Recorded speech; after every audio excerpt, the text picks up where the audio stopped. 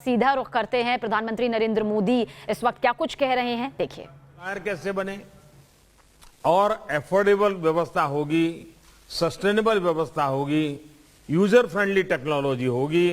मैं पक्का मानता हूं दुनिया की नजर भारत की तरफ जाएगी और हेल्थ सेक्टर में जरूर जाएगी। साथियों, सरकार का बजट निश्चित तौर पर एक कैटेलिक एजेंट होता है, लेकिन बात तभी बनेगी जब हम सब मिलकर के काम करेंगे। साथियों, स्वास्थ्य को लेकर हमारी सरकार की अप्रोच पहले की सरकारों की सोच से जरा अलग है। इस बजट के बाद आप भी ये सवाल देख रहे होंगे, जिसमें स्वच्छता की बात होगी, पोषण की बात होगी, वेलनेस की बात होगी, आयुष का हेल्थ प्लानिंग होगा। ये सारी चीजें एक होलिस्टिक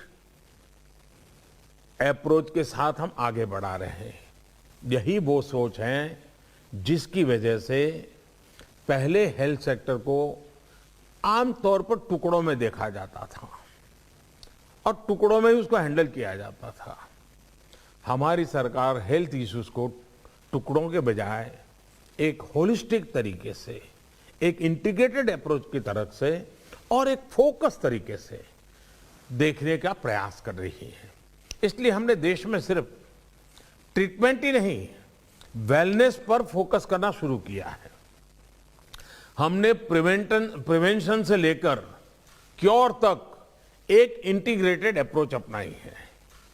भारत को स्वस्थ रखने के लिए हम 4 मोर्चों पर एक साथ काम कर रहे हैं।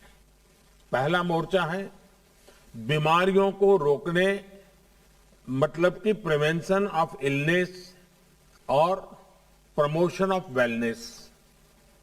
स्वच्छ भारत अभियान हो, योग पर फोकस हो, पोषण से लेकर गर्भवती महिलाओं और बच्चों को समय पर सही केयर और ट्रीटमेंट हो, शुद्ध पीने का पानी पहुंचाने का प्रयास हो। ऐसे हर उपाय इसका हिस्सा है। दूसरा मोर्चा गरीब से गरीब को सस्ता और प्रभावी इलाज देने का है। आयुष्मान भारत योजना और प्रधानमंत्री जन औषधि केंद्र जैसी योजनाएं यही काम कर रही हैं। तीसरा मोर्चा है हेल्थ इंफ्रास्ट्रक्चर और हेल्थ केयर प्रोफेशनल्स की क्वांटिटी और क्वालिटी में बढ़ोतरी करना।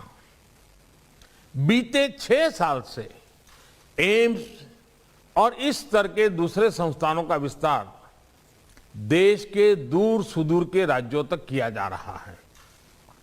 देश में ज्यादा से ज्यादा मेडिकल कॉलेज बनाने के पीछे भी यही सोच है। चौथा मोर्चा है समस्याओं से पार पाने के लिए मिशन मोड पर, फोकस तौर पर और समय सीमा में हमें काम करना। मिशन इंद्रधनुष का विस्तार देश के आदिवासी और दूर दराज के इलाकों तक किया गया है। देश से टीबी का खिलाफ जंग और टीबी को खत्म करने के लिए दुनिया ने 2030 का टारगेट रखा है। भारत ने 2025 तक का लक्ष्य रखा है। और मैं चाहूंगा कि टीबी की तरफ से इस समय विशेष ध्यान इसलिए देने के लिए मैं कहूंगा कि टीबी भी एक प्रकार से इन्फेक्टेड पर्सन के ड्रॉपलेट से ही फैलती है। टीबी की रोकथाम में भी मास्क पहनना, अर्ली डायग्नोसिस और ट्रीटमेंट, ये सारी बातें अहम है।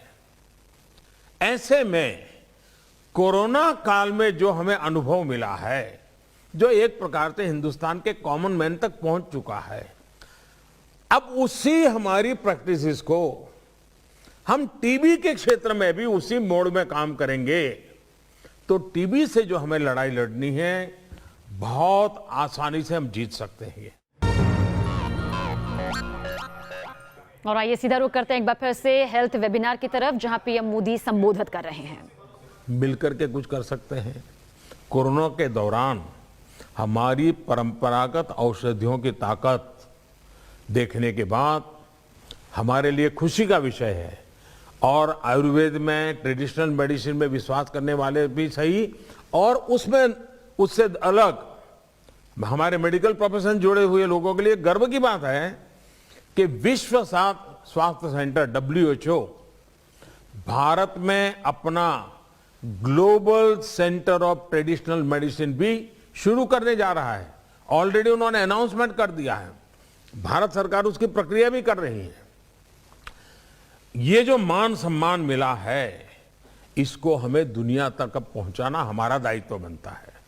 साथियों, एक्सेसिबिलिटी और एफोर्डेबिलिटी को अब नेक्स्ट लेवल पर ले जाने का समय है, और इसलिए अब हेल्थ सेक्टर में आधुनिक टेक्नोलॉजी का उपयोग बढ़ाया जा रहा है। डिजिटल हेल्थ मिशन देश के सामान्य नागरिकों को समय पर सुविधा के अनुसार प्रभावी इलाज देने में बहुत मदद करेगा। साथियों, बीते सालों की एक और अप्रोच को बदलने का काम तेजी से किया गया है। ये बदलाव आत्मनिर्भर भारत के लिए बहुत जरूरी है। आज हम फार्मेसी ऑफ द वर्ल्ड इस बात पर गर्व करते हैं, लेकिन आज भी कई बातों के लिए जो रॉ मटेरियल है उस पर हम विदेशों पर निर्भर है। दवाओं और मेडिकल डिवाइसेस के रॉ मटेरियल, इसके लिए देश पर निर्भरता हमारी इंडस्ट्री के लिए भी विदेशों पर गुजारा करना कितना बुरा अनुभव हम देख चुके हैं।